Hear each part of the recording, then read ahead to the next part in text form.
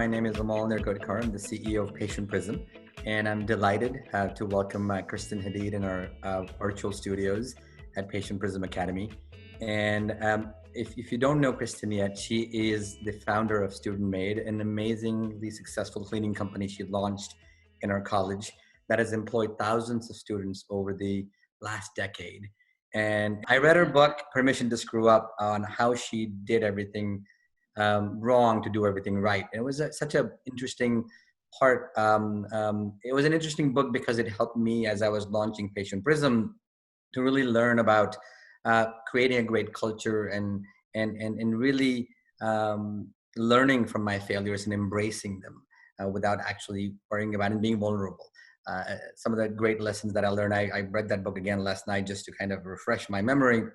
And Kristen since then has not only led Student Made, but has also become an incredible speaker and a teacher to business leaders all over the country.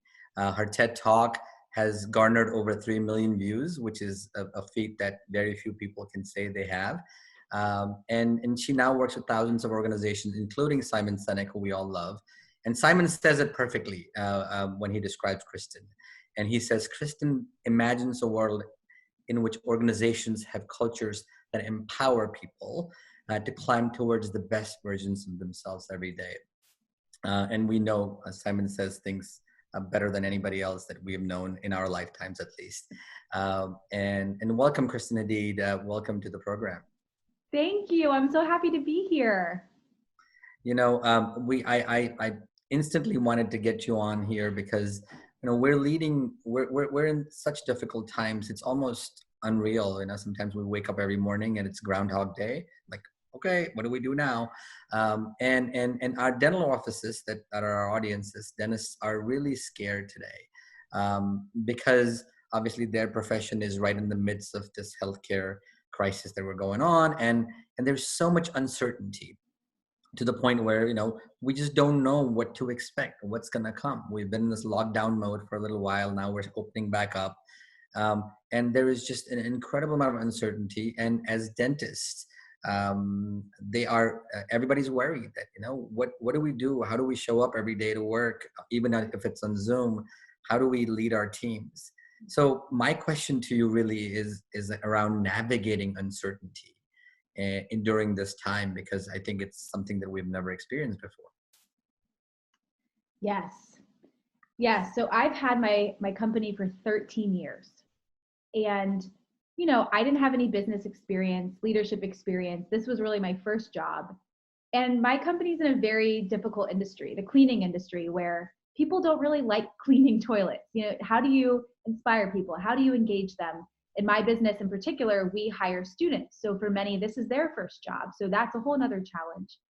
And so I'm saying that because in the last 13 years, I've had to work really hard to make my business work. It's like all the odds were stacked against me, really. And in those 13 years, I've never been through anything like what we're going through right now. I think what we're experiencing right now is the greatest test of leadership, of culture, of business. It is beyond challenging. And I think in terms of your question, how do we navigate uncertainty? We have to talk about fear. And really, when we look at leadership and we look at the way society has defined good leadership, strong leadership, fear doesn't belong there. We think that strong leadership is having the answers, being confident, knowing what the next chapter is going to look like, being optimistic, being able to paint a vision.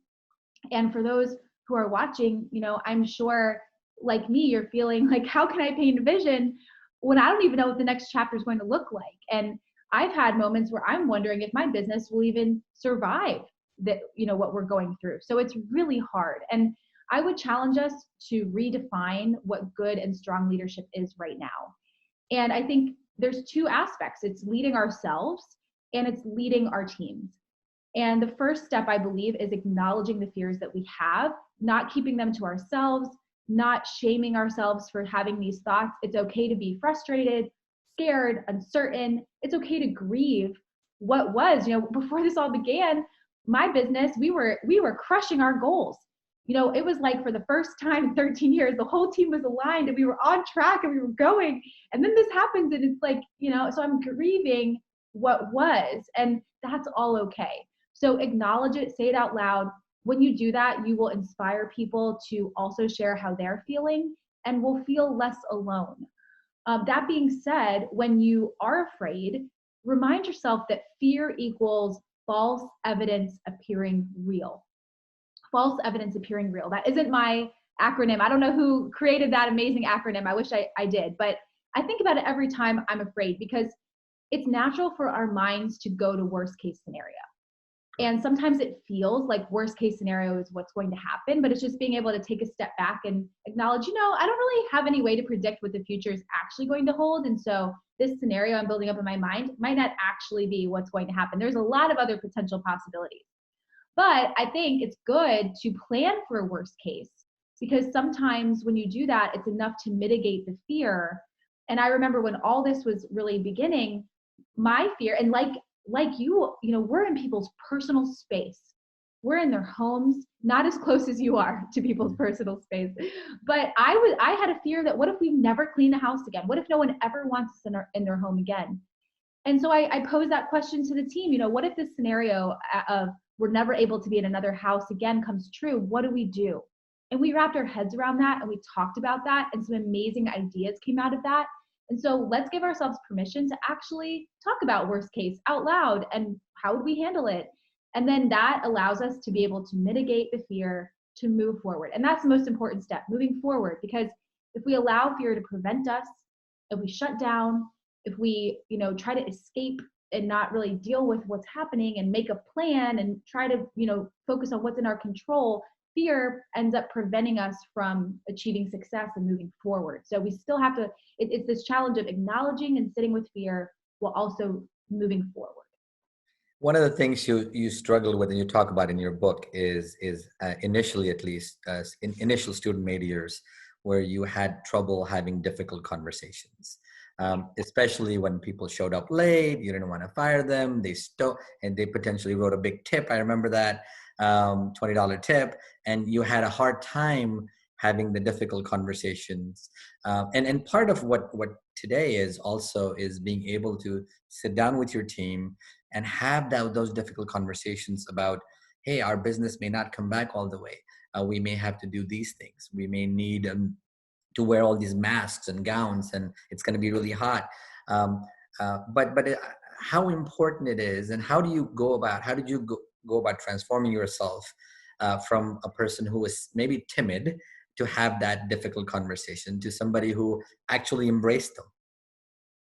Well, I had this really defining moment early on in my entrepreneurial journey, where 45 of, at the time I only had 60 people on my team, and 45 of them quit at the same exact moment. We were cleaning these empty apartments. I had this big contract, because this is how the book starts. And 3 days into this contract, 45 of the 60 quit.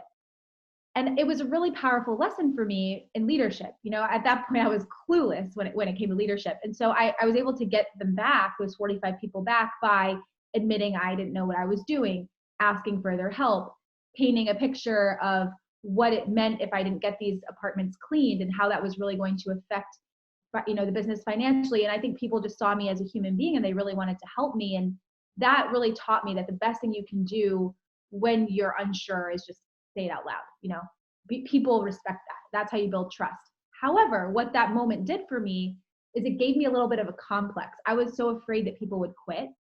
And what happened after that is I sugarcoated feedback. I avoided it altogether when I could. The example you gave of someone, forged a check and gave themselves a tip. And even in that scenario, I was afraid to have that conversation and let that person go. I saw people leaving as a failure on my leadership, the business, and I just had this really big fear that I eventually was able to get over that, but it took a long time. And I think what I learned is if we really care about people, we need to be honest. And sometimes that means telling someone when they've got to improve, because people generally don't wake up and say, oh, I can't wait to be late to every meeting and really make people feel like they can't count on me, or I can't wait to interrupt every single person in our meeting today so they think I'm rude. We're not really aware of our actions and how they're impacting people until someone has the courage to say, hey, do you see this? Do you see this? Because everyone else sees this. And I've learned that that's caring, because when we look back, we're thankful for the people who had the courage to be honest with us and had the hard conversations to help us grow. We don't remember the people that were always like, yeah, everything's great, because we don't trust those people, because we know there's something that we could be doing better. So that's, really I had to get comfortable with feedback. But then I started to realize that there's so many things that I was keeping to myself, big problems, big challenges, things I was afraid of. And I just thought I had to keep that to myself. And the more I let people in and shared what was going on in here and in here, the more I realized we were building trust. So what's changed in my leadership is when I have a big decision to make, I no longer make it alone. I have a group meeting and I say, here's the decision we've got to make. And here's what I'm struggling with. And what do you think we should do? And I've learned to make these conversations team conversations and acknowledge what I know, what I don't know. And not only do they build trust, but people feel like they're going along this with you. So here's an example of what the time we're in right now. At the beginning of this, we decided to close. We decided to close before the restrictions came in place. And I wasn't sure if we would be able to pay everyone throughout the whole time. But I made that commitment. I said, I want to keep everyone paid. I want to make sure that all of your needs are covered. And here's the reality. We don't have enough money to pay everyone their full pay. Here's how much we have.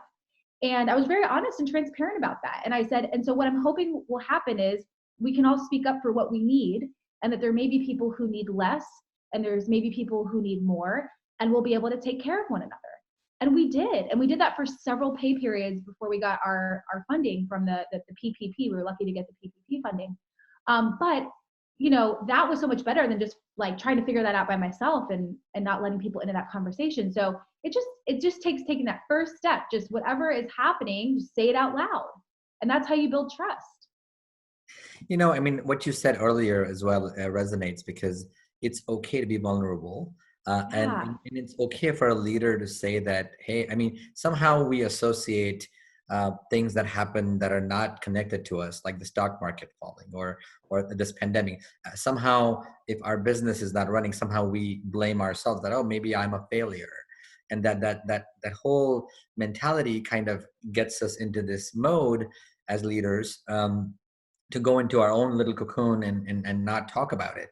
But obviously, as you're saying, is that if we do the opposite and we're vulnerable, we will invite great ideas, and we'll be able to actually solve the problems that we think we're only responsible for solving. And that's one of the lessons you learn as leading companies, right? You realize that not everything can be solved by one person, which is you. And the team approach in dentistry, it matters even more, because it's like a sport. The dentist is just one of the players, and they might be the point guard, but you need the assistant, the hygienist, the office manager. All those people have to play their parts in order for everything to succeed. And it becomes even more relevant in their spaces, because now with the new health crises, they have to really work harder to work together, to make sure that the patients feel safe. And that's my next thing. Safety is something that is a huge part of building organization. Simon talks about it quite a bit, the circle of safety and everything else. And one of the things that's happening now is that many states are loosening restrictions and allowing dentists to open up, not just for emergencies, but for non-emergencies. And one of the big things that we must do as an industry in dentistry is make our team members feel safe physically, and make our patients feel safe, and in terms of what we're doing. And communication is going to be key. What do you think are the key elements of really driving safety in organizations with respect to our team members and then our customers? Yeah, so I would say there's two types of safety. There's psychological safety, which is I feel safe acknowledging my fears, speaking up, asking for help, being vulnerable, and I know that whatever I say it's a safe place to say it, and that's really important, as well as physical safety, which is also really important.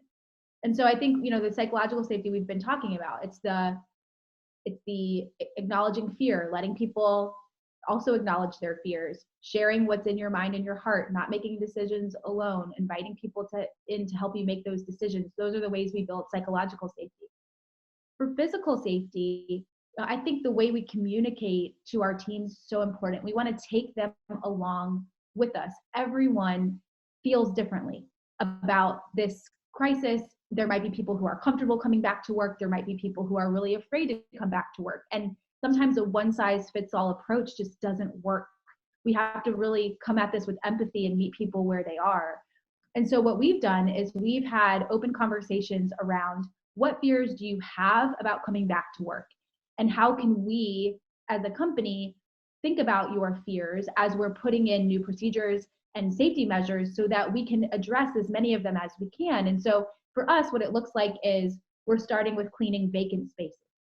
And we're going to start, that way. I know that's not possible for you. The second thing is we're looking at we've got new gear, goggles and masks and face shields and booties and seat covers, like just everything we can do on the PPE side. We took trainings that our industry offered so that we're microbial certified, and everyone on our team took these trainings. And also there are still people who are uncomfortable working. And so what we've decided to do is meet people where they are. There's a group that's ready to come back and they feel safe, and so they're going to come back. And for the group that doesn't feel safe, we're not going to ask them to come back or require them to come back. We're finding ways that they can help virtually until they feel safer. And I think what happens is sometimes fear drives decisions, fear around the financial side of this. So what I worry about are the people who really don't feel safe working, but they need the paycheck. So they show up at work even though they're terrified to be there. And do you think if they're terrified to be there, they're actually going to be the best at work and be the best for our customers? Probably not. So we've tried to eliminate that from the equation. Like, if you're not comfortable coming back to work, we are going to give you other opportunities to help and contribute from afar. However, there will be a day in the future, not today, but there will be a day that if you're still not comfortable, then maybe it's time to find another job or a position somewhere else that allows you to only do virtual work, because our business is very much in person. But that day isn't today. That day isn't today. Like, we're going to have people go along this journey and meet them where they are. In terms of our customers, what we've been doing is just we've been communicating like we do with our team. Here's the things that we know. Here's the things we're still trying to figure out. Here are the new procedures we have in place. We're meeting them where they are. We have some customers that have said at the beginning of this, like, please still come and clean my house. We're like, we can't. But we've had some that say, July is when we want to resume. And that's okay. We're not going to force anyone or pressure anyone. So I think this whole season is about empathy and meeting people exactly where they are. And then I think as time goes on, we'll have more clarity around, when do we get to that point where we say, if you're not comfortable coming back, maybe this isn't the job for you. I do think that's a really difficult conversation, and I don't know when that conversation happens, but I know it doesn't happen yet. There's so many, the similarities between what you're doing and what dentists are doing is so interesting, because absolutely there's a group of team members, hygienists, for example, dental assistants are fearful of coming back because of all the aerosols that go in the air in the dental office, and they're fearful. And you can't tell them to risk, if they feel that it's a risk to their life, then you can't force them to come back, and you don't want them coming back either. And in terms of your patients, right? Patients are also apprehensive. They need the dental work, but they're apprehensive about going back, and keeping that communication open, saying that, hey, we can put you in a June schedule for now, based on what we know now. If anything opens up earlier, we'll let you know. If it's later, then we'll move you to that schedule. A great message. You talk a lot about, obviously, culture. You've done culture camps. You've done all sorts of, and one of the things you said early on in the book as well is culture is not about a checklist. It's about how you make people feel when they walk in the door, when they're working, when they're interacting with customers. And so it's, everybody wants to buy culture in a box these days. And culture, as we know, it's something that you cannot touch, but when you're there, man, I went to Zappos too, and you could feel it, right? You could feel, man, this is without anybody saying a word, you could feel that this is an amazing place. So, what can what can dental offices do, dental organizations do right now, if they haven't worked on their culture yet? What can they do? Can they use this crisis to really build a strong culture? And how will that culture help them navigate and then flourish after the crisis is over? Yes. So I think what we do right now and what we choose to not do right now is what determines our future success and future loyalty. And so we have a tremendous opportunity. I don't know who said this, but it's like never let a good crisis go to waste. We have a tremendous opportunity to really look at our team, our dynamic as a team, our trust as a team, our culture as a team, and really invest in that because that's 100% in our control. And I think what's difficult about this is that there's so much out of our control. So how do we learn to focus our energy on the things that are fully in our control? And strengthening our culture is absolutely. Like you said, I learned that culture is a feeling. And at the beginning of my journey, I thought it meant buying things like a ping pong table or having happy hour. Like I thought that was what culture was, but people were still leaving the company and I couldn't figure it out. And so we had this really pivotal meeting. And I would suggest you have this meeting with your team virtually. If you haven't already had a conversation like this, I just asked our people, how do you want to feel? How do you want to feel every day when we work together, when we have meetings together, when you're physically at work? What are those feelings? And feelings like respected and trusted and empowered and inspired and valued, and all these words came up. And I realized that all the things I had spent my money on, we had a DJ that would come and spin live music, in the office. The DJ is not making anyone feel empowered or trusted, so I just realized I was spending my time and energy and money on things that weren't even doing anything for the culture. So I began to look at it as, how can I help people feel this way? And actually, all of those feelings became a compass for our decisions. So before we would make big decisions, when I say we, I'm referring to my leadership team and we would look at these feelings and we would ask, will this decision lead to someone feeling this way? If so, good, make the decision. But if not, we need to come up with a different decision. So one is, how can you agree as a team around the feelings that you hope to have every day? And then maybe having a really transparent conversation around, okay, if this is what we aspire to feel like every day, how do we feel right now? And where are the disconnects and where are the gaps? And I think right now, the most important thing we can be doing is bringing our team together every single week, more than once a week if you can, to just continue to build relationship and trust, even if we're not back at work. We've been meeting with our team as a whole once a week. The structure of the meeting is very simple. It's, how's everyone doing? We're going to kind of share what has happened since we met last week. What are some new developments on a high level? What are the things we're working on? What are the things we're still unsure of? If we have questions about like safety, those are the meetings where we pose those questions. And it's just really important right now to be coming together as a team. Because if the way that you're responding to this is, well, we're not working, so I'm just going to step away from the team for now, you're destroying trust and you're destroying loyalty. And people won't forget that in this time when they probably needed you most, I mean this with love, but you're abandoning them. It's like, how do we bring people together and stay connected and close? Because this is when we really, really need that. And you can almost take this opportunity, because you have time now, more time than you ever had Yeah. before, to put some foundational elements of building a great culture. And this could be the time where they go to you for help. And there's people around the world that are willing to do this, to build you a playbook. I mean, there is no such thing as ABCDE, not a checklist, but at least the foundation, the framework to build great culture of communication, respect, trust, all that stuff. I think is something that I know you are. You're putting out some great books out there on this, ebooks out there at kristinhadid.com. And I think part of I think dental offices can definitely participate in, and is this trust building exercise. because if they come out of this as a better organization, they could potentially grow much faster. Oh, Uh, yeah. because, you know, in healthcare, especially in dentistry, we talk about this a lot, but we have this whole area called case acceptance, which means when we're presenting a treatment to a patient, right now only 50% of them actually trust us to actually accept it.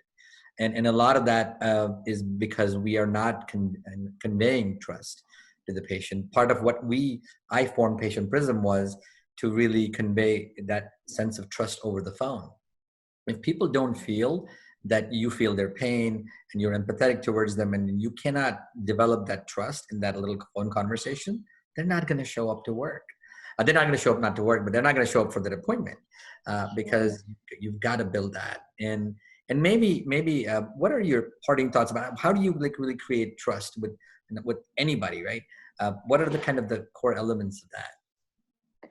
Well, first, in terms of culture, I think determining our values is really important because your values become a compass. It's how you make decisions, how you handle yourself, and really you want to attract people who embody those values, because if there is misalignment, it's really hard to work through that. I mean, really, you can't. People either embody the values or they don't. And so that's really critical. So I would say have a conversation around feelings. And then from there, if you don't have core values, try to identify 3 to 5, no more than 5, with your team of, okay, what are the values that we all want to live by and that we feel we embody and that make us us and that lead to us feeling these ways? You know, like, is it about putting people first? Is it about always doing what you say you'll do? Is it about always doing the right thing? You know, what are those 3 to 5 things that are going to be our compass? And so that's really important. And that spills over to your customers, you know, because everyone's kind of handling things the same way because you're operating from this sense, these values. And so that builds trust. The other thing is it's so simple, but it's like, be present. Seek to understand when people are talking. And, you know, these devices, like, don't have them nearby. Like, don't be doing this when someone's talking, because the message you're sending is, I don't care about you, what you have to say. Even on video meetings, there shouldn't be any distractions, shouldn't be multitasking, doing emails. Have your video on so that people know that you're present and you're engaged, and really seek to understand. Listening is so powerful. When people feel heard and seen, you know, it's rare because people cut us off, they interrupt, and sometimes we leave conversations feeling like, man, I didn't even get to say what I wanted to say out. And so Right. it's, how can we just like be quiet, let people talk, seek to understand. And I have a really powerful phrase. If there's just one thing you get out of today, this is it. Tell me more. Nice. When you're talking to someone or they hesitate or you feel like there's more they have to share, tell me more. It's a door opener. It invites the person to keep sharing, to go further. And that's when people really feel heard, really feel heard. No, it's great. It's a great advice with your kids too, because Yeah. if you just ask them how was your day, they're gonna say good, and that's it. But tell me about your day or tell me more. Always results in better conversations with anybody, including your own children. Absolutely. Kristen, I know you are helping in this time. You're helping organizations kind of navigate this as well. And what's the best way to get a hold of you, and what can you do to help these organizations that are really wanting to kind of retool themselves during this time? Um, Yeah. Well, on my website, so my website is kristenhadid.com, and there's a couple of things. One is I have a blog, and every Tuesday I write a thought piece on leadership. And right now, everything I'm writing is about the times that we're in. So if you subscribe to the blog, you'll get emailed every Tuesday with that thought piece. And then there's also a page called Resources. And on that page, I've got our listening training that we teach everyone at Student Made, a guide to vulnerability to learn how to be better at it and teach people how to be better at it. We've got our remote working guide, which is all of our best tips and tricks that we've learned as a remote leadership team. And all of these are pay what you can. So it's okay if it's zero. It's more important that you have the resources. I've got my favorite books that really shaped my beliefs on leadership, on culture. So definitely check out that resources page. And then also, I'm more than happy to help in any way that I can.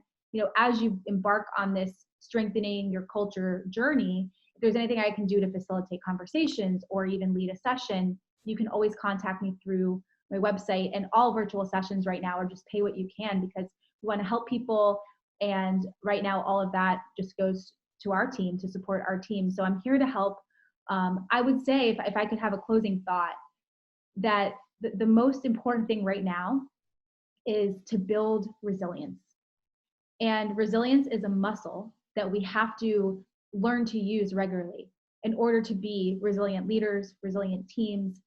And resiliency is about knowing that, yes, it's hard right now, but there will be a day, and it's not today, and it's not tomorrow, and it's not next week or month, or maybe even not this year, but there will be a day where we look back and we look at this time that we're in now, and we see the good that came out of it, and we see the lessons we learned. And I think about those 45 people walking out on me, and it was so devastating and so horrible in that moment. But when I look back at it, I'm so grateful that it happened, because it forced me to learn things that I would have never learned otherwise.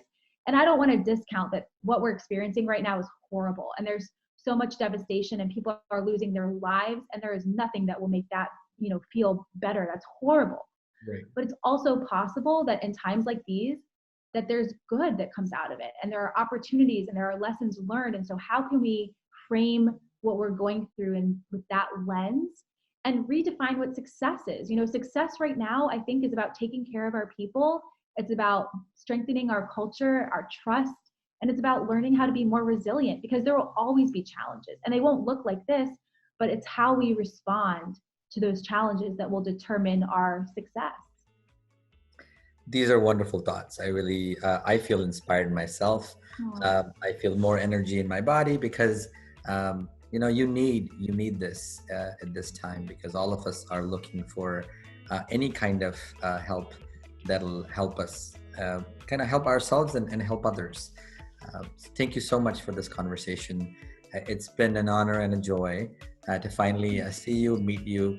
I gotta get your autograph on the book one day, but one day when all of us can meet, we'll make that happen.